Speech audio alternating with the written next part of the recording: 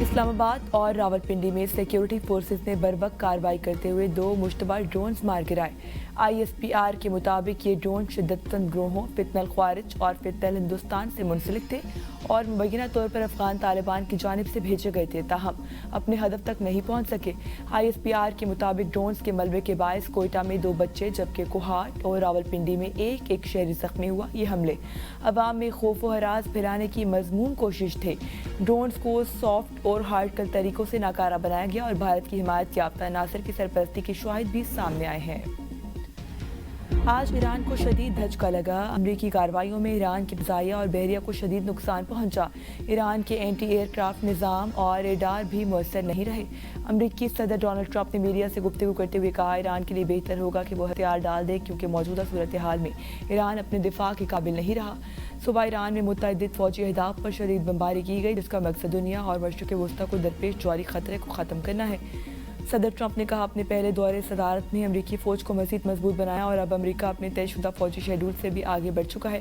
آبنائے ہرمز میں بحری جہازوں کی سیکیورٹی کے لیے امریکی نیوی جلد اقدامات کرے گی۔ کہا، یہ لگتا ہے روسی صدر پیوٹن ایران کی تھوڑی بہت مدد کر رہے ہیں۔ روسی صدر ایران کی مدد اس لیے کر رہے ہیں کہ وہ امریکہ کو یوکرین کا مددگار سمجھتے ہیں۔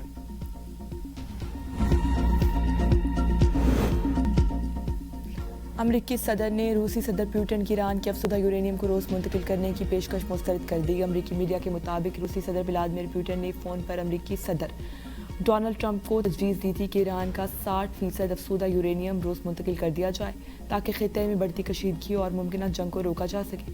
ایران کے پاس تقریباً 450 کلو گرام 60% افزودہ یورینیم موجود ہے جو ماہرین کے مطابق 10 سے زائد جوہری بم بنانے کی صلاحیت رکھتا ہے۔ روس کی جانب سے اس نوعیت کی پیشکش پہلے بھی کی جا چکی ہے، تاہم امریکہ نے اس تجویز کو قبول نہیں کیا۔ ایرانی یورینیم کے معاملے پر عالمی طاقتوں کے درمیان سفارتی سرگرمیاں جاری۔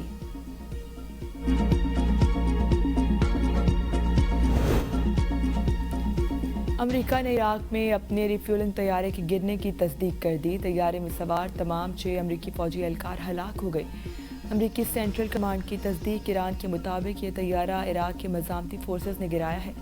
امریکہ کا کہنا ہے کہ طیارہ جارحیت یا فرینڈلی فائر کی وجہ سے نہیں گرا، اس کی تباہی کی تحقیقات کی جا رہی ہیں۔ اسرائیل اور امریکہ کے خلاف ایران کے جوابی حملوں کی 43ویں لہر۔ امریکی اور اسرائیلی تنصیبات نشانہ بنائی گئی۔ ایران کی جانب سے امریکہ کے طیارہ بردار جہاز ابراہم لنکن کو میزائل حملوں سے شدید نقصان پہنچانے کا بھی دعویٰ۔ ایرانی میزائل تل ابیب پر بھی گرے۔ سینٹرل اسرائیل میں ایرانی میزائل گرنے سے آگ بھڑک اٹھی، اسرائیلی روزنامے یروشلم پوسٹ نے تصدیق کر دی۔ اسرائیلی اور امریکی حملے جاری کرو جو تہران میں دھماکے B-2 بمبار طیارہ بھی ایران کی جانب روانہ۔ اسرائیلی فوج کا 24 گھنٹے میں ایران پر 200 اہداف پر حملوں کا دعویٰ۔ Chairman joint chief of staff general Duncan نے کہا، آج کا دن بہت بھاری ہوگا۔ مزید 5000 امریکی فوجیوں کی مشرق وسطیٰ میں تعیناتی۔ امریکی ساختہ لانچرز کا بحرین سے ایران کی طرف میزائل حملہ۔ ایران پر آج سب سے سخت حملے ہوں گے، ہم نہیں رکیں گے۔ امریکی وزیر دفاع پیٹ ہیگزیت کی دھمکی۔ کہا، سارے ایرانی رہنما بنکروں میں گھس گئے، سپریم لیڈر زخمی ہیں۔ اب تک ایران کے 15,000 سے زیادہ فوجی اہداف کو نشانہ بنایا گیا۔ ایران پر روزانہ اوسطاً 1000 سے زیادہ حملے کیے جا رہے ہیں۔ ایران کی فوجی طاقت نمایاں طور پر کمزور ہو چکی ہے۔ ایران کے فضائی دفاعی نظام تقریباً ختم، مؤثر فضائیہ اور بحریہ باقی نہیں رہی۔ میزائل حملوں کی صلاحیت میں 90% کمی آئی، ڈرون حملوں میں 95% کمی دیکھی گئی۔ امریکہ اور اسرائیل کا مقصد ایران کی تمام اہم فوجی صلاحیتوں کو مکمل طور پر تباہ کرنا ہے۔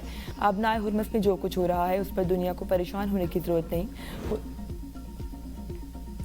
مسٹر ہیگزیت، ہمارے رہنما ہمیشہ سے عوام کے درمیان رہے ہیں اور اب بھی ہیں، لیکن آپ کے رہنما ایپسٹن کے جزیرے پر ایرانی سپریم نیشنل سیکیورٹی کونسل کے سیکریٹری علی لارجانی کا یوم قدس کے موقع پر تہران کی سڑکوں پر گھومتے ہوئے امریکی وزیر دفاع کے نام پیغام۔ ایرانی صدر عدلیہ کے سربراہ اور وزیر خارجہ سمیت متعدد دیگر رہنما بھی یوم القدس کے حوالے سے ریلیوں میں شریک ہوئے۔ ایرانی عوام قیادت کو اپنے درمیان دیکھ کر حیران رہ گئے۔